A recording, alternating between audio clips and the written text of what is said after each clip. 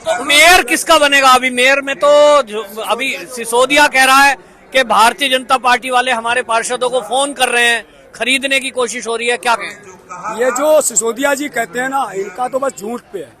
अब दुनिया देख चुकी इनके खोखले वादे। और आप कह रहे हो मनीष सिसोदिया जो दावा कर रहे हैं वो झूठा है? बिल्कुल झूठा है। अगर भारतीय जनता पार्टी ऐसी कोई नीति नहीं रखती, किसी को तोड़ के लाए, ऐसा कुछ नहीं। वो झूठे लोग हैं, उनका एक ही काम है, सिर्फ झूठा प्रचार करना। अभी से ही उन्होंने कहना शुरू कर दिया कि निगम पार्षदों से बात कर रहे हैं, तो भैया वो कहाँ है, उनकी वो कॉल कहाँ है? लाइए ना मीडिया के अंदर, किससे, कौन से पार्षद से कहा किसकी बातचीत हुई है। ऐसे ही सिर्फ कह दिया कि पार्षद से बातचीत हुई है, तो ये इनका ढकोसला सबके आगे उजागर होना चाहिए ये सारा। अभी सिसोदिया कह रहा है कि भारतीय जनता पार्टी वाले हमारे पार्षदों को फोन कर रहे हैं, खरीदने की कोशिश हो रही है, क्या कहें? ये जो सिसोदिया जी कहते हैं ना, इनका तो बस झूठ पे है। इन्होंने क्या प्रचार कर दिया गुजरात में? केजरीवाल साहब बोले, देखो जी बीजेपी वाले भी 2 घंटे में सिसोदिया साहब को जेल में डालने वाले हैं, क्योंकि हम गुजरात में आ गए। और इनकी तो बात छोड़ दो, शराब नीति को क्या इन्होंने किया इनको पता है। इनके सतेंद्र जैन क्या कर रहे हैं? मसाज करा रहे हैं। क्या कर रहे हैं? नहीं वो तो डॉक्टर साहब। अब दुनिया देख चुकी इनके खोखले वादे। और आप कह रहे हो मनीष सिसोदिया जो दावा कर रहे हैं वो झूठा है? बिल्कुल झूठा है।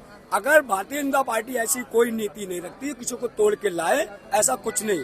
और खुद अगर अपने आप से कोई आता है, मैं उसका स्वागत करता हूँ, पर जबरदस्ती लाने की नीति हमारी नहीं है, न पार्टी की है। अच्छा, जो आप बता रहे हो झुग्गी वाले गरीब लोग क्या चाहते हैं, मेयर किसका बने? उनकी जनता की तो राय यही है, भारतीय जनता पार्टी मुझे सेवा करे। 15 साल अच्छा शासन और प्रशासन दिया है, अच्छी सेवा की है। एमसीडी में 15 साल रह करके भारतीय जनता पार्टी के नेतृत्व ने अच्छी सेवा। केजरीवाल तो दावा कर रहे हैं कि हमारी जीत से ये तय हो गया कि दिल्ली वाले सब हमारे साथ हैं और हमारी जो नीति है उस पर मोहर लगी है, फ्री बिजली फ्री पानी लोगों ने मुद्दा। वो तो जवाब उनको मिल गया ना। हिमाचल में क्या आया? 0। एक भी सीट पे जमानत नहीं बची है। गुजरात भागते हुए गए, पंजे में समेट दिया मोदी जी ने। 156 सीटें लाए, 156 इंच का सीना दिखा दिया इनको। 17 पर कांग्रेस को लाके खड़ा कर दिया है। मोदी जी है, जिसकी नीयत अच्छी है, उसकी नीति अच्छी है, देश दुनिया को पता है। जिसके अंदर नीयत अच्छी है, उसकी नीति भी अच्छी आई है। ये राष्ट्र की बात करते हैं, सबका साथ, सबका विकास, सबका विश्वास, ये भारतीय जनता पार्टी की नीतियाँ सब। केजरीवाल की विचारधारा नकार दी गई है, वो बिल्कुल नकार दी। नकारात्मक विचारधारा देश ने देखा है। सेना पे उंगली उठाने वाले, सेना पर उंगली उठाने वाले ये महोदय केजरीवाल साहब हैं। कहाँ मारे, कितने मारे, पाकिस्तान में कहाँ है वो दिखाओ।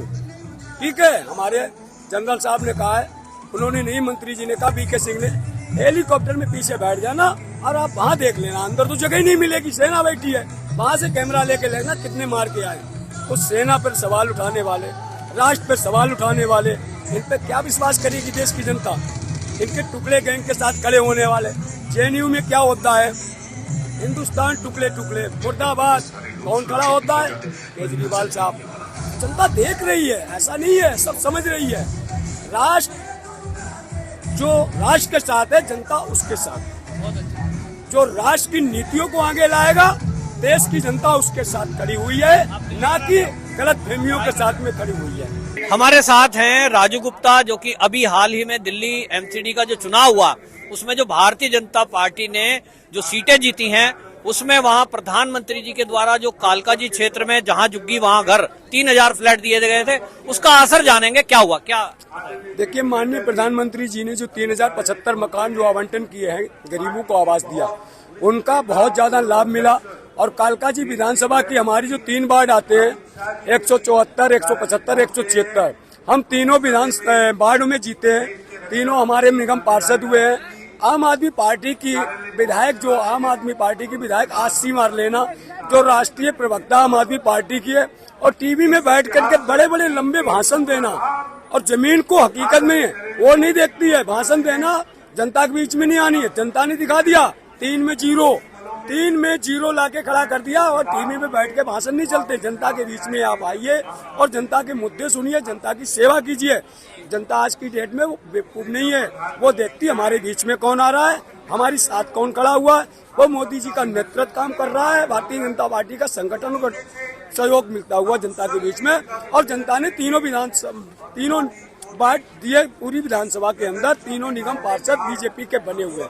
कालका जी के अंदर महिला मोर्चा की राष्ट्रीय अध्यक्ष बहन योगिता सिंह जी और पूर्व डिप्टी चेयरमैन वहाँ श्रीनिवासपुरी से राजपाल सिंह और 74 से हमारे चंद्र भाई विजय हुए। तीनों हमने जीती। विधानसभा में 0 आम आदमी। केजरीवाल तो ये कह रहा था जो झुग्गी झोपड़ी हैं वो वोट हमारी हैं। आप क्या कह रहे हैं? आपने अपने एरिया में क्या देखा? गलतफहमी है। सारा क्लस्टर्ड एरिया आता है कालका जी के अंदर, ये उनको भी पता है और विधायक जी को भी पता है, आशीष जी को भी पता है।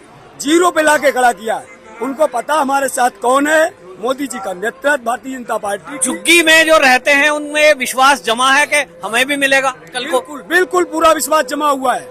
झुग्गी में रहने वाले देखिए, सेवा बस्ती में पूरा विश्वास जमा हुआ। मोदी जी पे विश्वास करते हैं। तो गुजरात की जीत है, आप गुड़गांव से यहाँ आए उसमें शामिल होने के लिए, क्या कहेंगे?